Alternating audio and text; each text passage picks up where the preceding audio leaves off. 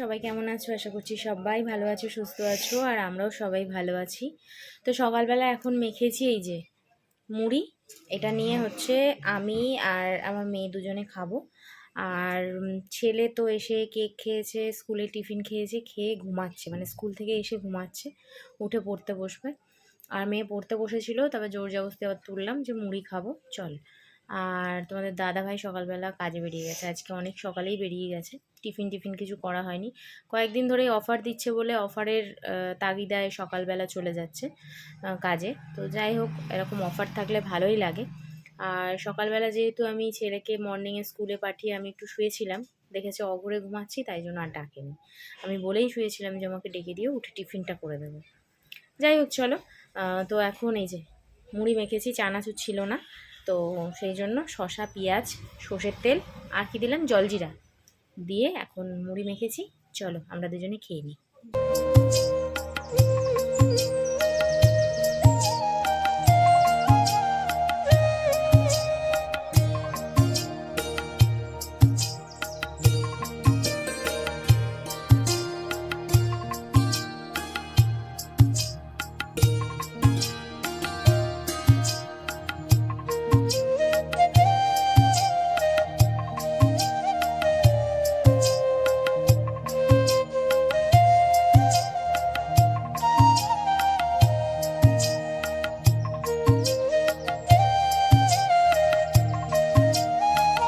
কি আকাশটা দেখে মনে হচ্ছে না একদম শরতের আকাশ? হ্যাঁ, দুর্গাপুজো প্রায় এসেই গেল, হাতে গোনা আর মাত্র কয়েকটা দিন।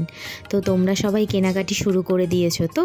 তবে আমরা বলতে পারছি না আমরা কবে থেকে কেনাকাটি শুরু করব বা এবছর আদৌ কিছু কিনতে পারবো কি না। তো যাই হোক চলো, যদি কেনাকাটি করি অবশ্যই তো তোমাদের সাথে শেয়ার করব। আর এইটা দেখো, আমার কাকা শ্বশুর মানে কাকা শ্বশুরের যে জলের ট্যাঙ্কি, সেইখানে এই ফুল গাছে ফুল ফুটে থাকে, কেউ তোলে না, তো সেই জন্য মেয়েকে বলেছিলাম ওখান থেকে তুলে আনতে। তো এই হচ্ছে চান টান করে এসে বসলাম, এবারে দেখি কি রান্নাবান্না হবে, তো সেই চিন্তা ভাবনাটা করছি। তো রান্নাবান্না করে তারপরে আবার আসবো তোমাদের সামনে কথা বলতে। তো তোমরা কিন্তু দেখতে থাকো, কেউ স্কিপ করো না। আর যারা চ্যানেলটাকে এখনও পর্যন্ত সাবস্ক্রাইব করোনি, প্লিজ প্লিজ প্লিজ চ্যানেলটাকে সাবস্ক্রাইব করে দাও। আর ভিডিওটা যদি ভালো লেগে থাকে লাইক কমেন্ট শেয়ার তো অবশ্যই করো। তো আমার সাথে থেকো আর দেখতে থাকো।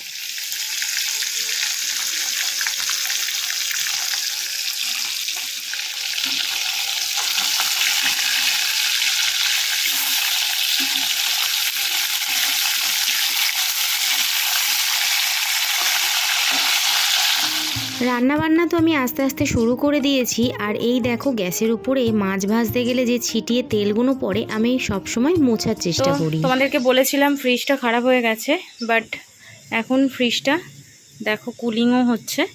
এই যে এখানে পেপসি, এই যে দেখতে পাচ্ছ বরফ হয়ে গেছে। যাই হোক, আর এই যে দেখাই তোমাদের, এই যে আইস প্যাডগুলো সব বরফ হয়ে গেছে। তো যেটা বলেছিলাম যে ফ্রিজটা খারাপ হয়ে গেছে, সেটার বিষয়ে তোমাদেরকে পরে বলছি। এই দেখো, ফ্রিজ কিন্তু আমার ঠিক হয়ে গেছে। হ্যাঁ, ভাতের জায়গাতে অল্প একটু ভাত ছিল, সেটা ভিতরে রেখেছিলাম কালকে। চলো তোমাদেরকে পরে আমি বলছি যে অ্যাকচুয়ালি কি হয়েছিল। দেখো, চাল তুলতে গিয়ে কতগুলো চাল আমি আবার ছড়িয়ে ফেলেছি। মানে কি বলবো, শরীরটা না, মানে এত টেনশানে শরীরটা এরকম হয়ে গেছে। চাল তো ফেলতে নেই, লক্ষ্মীর দানা।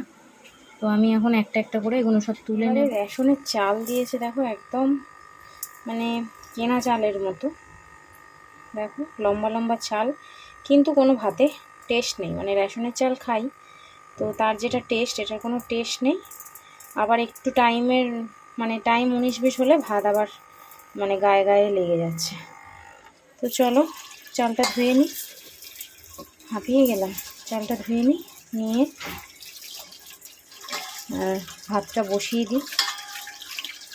এখনও অনেক কাজ বাকি, কাজগুলো কমপ্লিট করতে হবে।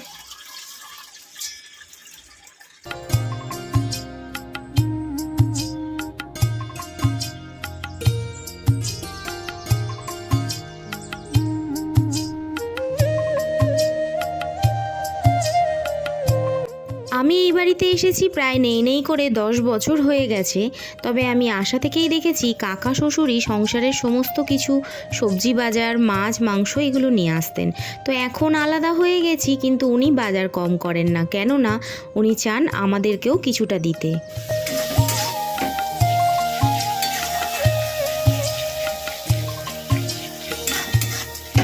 তাই জন্যই শাশুড়ি মা ওনাদের কিছুটা সবজি রেখে কিছুটা সবজি আমাদের ওপরে পাঠিয়ে দেন। আর মাছ মাংস প্রায় রোজই উনি বাজার করে নিয়ে আসেন। কখনও শাশুড়ি মাকে বলেন নিজে রান্না করে দিতে, বা হয়তো শাশুড়ি মা নিজে থেকে কোনো দিন রান্না করে দেন, কোনো দিন কাঁচা মাছ ওপরে তুলে দেন যে আমার যেটা ভালো লাগবে, যেটা পছন্দ হবে আমি যেন সেইভাবে রান্না করে খাই।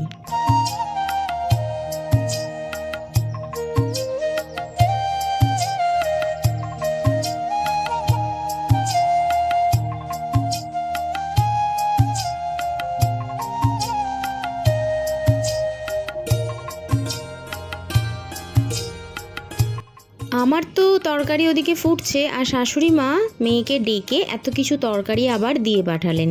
তো ছেলে সেই তরকারি দেখে বলে বসলো যে মা আমাকে এই তরকারি দিয়ে এখন ভাত দিয়ে দাও, আর আমাদের তরকারিটা রাত্রেবেলা খাবো। তো সেই জন্য ছেলেকে এখন এখানে ভাত মেখে দিচ্ছি, ছেলে খাওয়া দাওয়া করবে, তারপরে আমরা খেতে বসবো।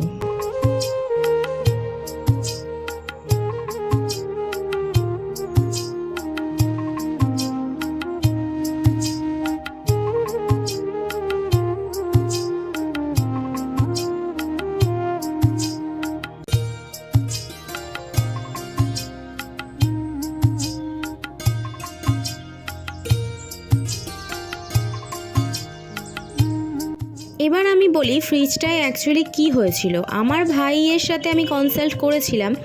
আমার ভাই যেহেতু আইটিআইয়ে ইলেকট্রিক নিয়ে পড়াশোনা করেছে, তো সেই জন্য আমার ভাইয়ের সাথে আমি যখন কথা বলি, ভাই বলেছিল যে হয়তো তোদের ওখানে ভোল্টেজ সেদিনকে আপ ডাউন কিছু করছিল বা লো ছিল, তার জন্যই ফ্রিজ অত বাজে আওয়াজ করছিল। তো পরের দিন আমাকে ফোন করে বলে ফ্রিজটাকে সারা রাত রেখে দেওয়া, মানে চালিয়ে রেখে দেওয়ার জন্য, আর দেখার জন্য যে ঠিকঠাক কুলিং হচ্ছে কি না এবং ঠিকঠাক সমস্ত কিছু ঠিকঠাক আছে কি না। এবং ওর কথা মতো কাজ করে দেখলাম সত্যিই ঠিকঠাক আছে। তো যাই হোক, ভগবানের কৃপায় বলো আর তোমাদের ভালোবাসায় বলো, আমার ফ্রিজের কোনো রকম কোনো কিছু হয়নি। তো আজকের ভিডিওটা এই পর্যন্তই, টাটা।